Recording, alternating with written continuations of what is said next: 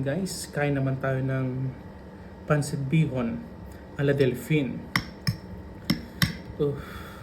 Paborito ko kasi talaga yung kumain ng pancit, kahit anong pancit, paborito ko. So, ngayon, kain tayo ng pancit bihon.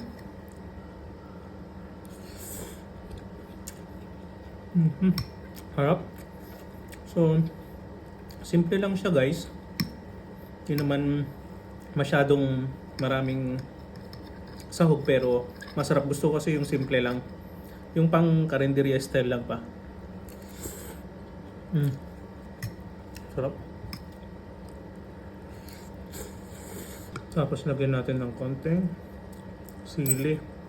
Tapos dahon ng celery. Sa Pilipinas kasi kinchay yung nilalagay nila. Pero dito kasi sa Oman wala akong mahanap. O hindi ko lang alam. Kaya celery yung nilalagay ko.